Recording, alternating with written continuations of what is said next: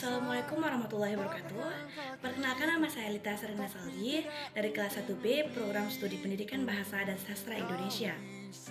Kali ini saya akan menjelaskan definisi berbicara secara umum, tujuan-tujuan berbicara, serta mempraktikkan tujuan berbicara dalam kehidupan sehari-hari. Yang pertama yaitu tujuan berbicara secara umum. Berbicara merupakan kemampuan mengucapkan bunyi-bunyi artikulasi atau kata-kata untuk mengekspresikan pikiran, gagasan, dan perasaan. Kegiatan berbicara pun merupakan suatu bentuk perilaku manusia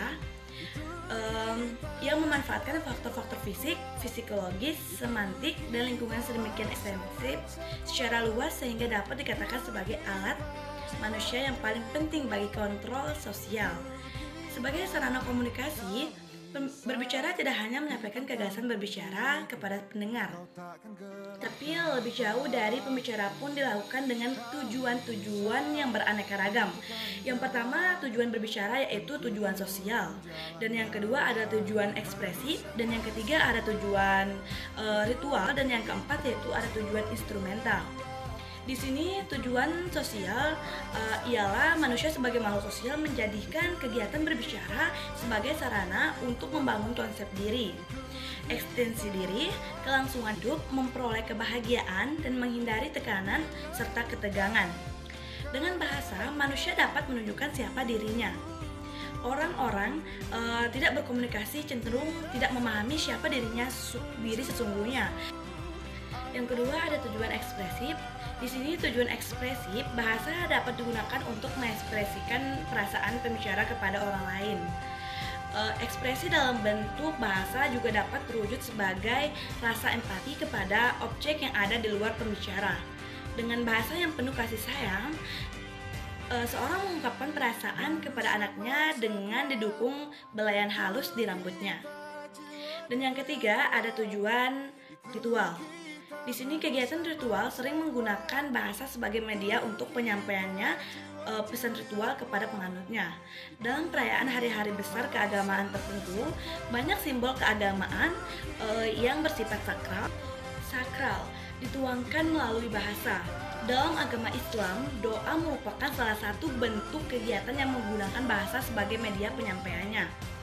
Bahasa yang digunakan untuk kepentingan ritual mempunyai perbedaan dengan bahasa yang digunakan dalam kegiatan berbicara sehari-hari.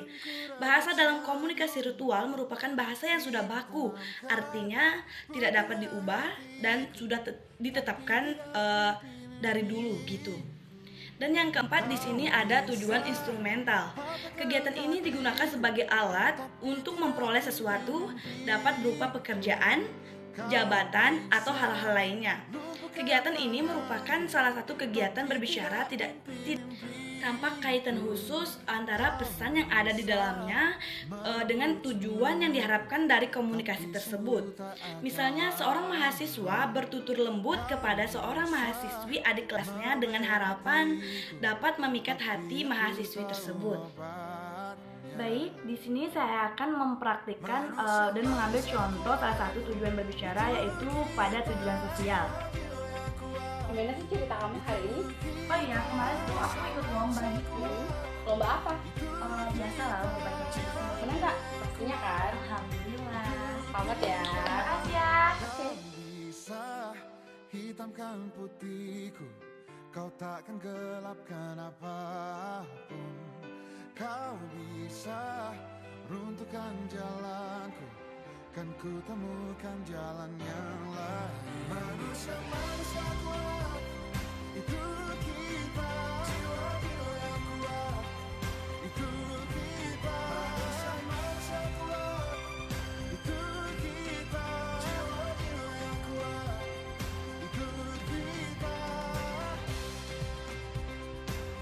Itulah tadi contoh tujuan sosial dalam kehidupan sehari-hari. Dalam berbicara, kita juga perlu memperhatikan sesuatu hal yang bisa mengekspresikan diri kita kepada si pendengar. Oke teman-teman, itulah tadi beberapa penyampaian dari saya mengenai definisi berbicara secara umum, tujuan-tujuan berbicara, serta mempraktikannya dalam kehidupan sehari-hari.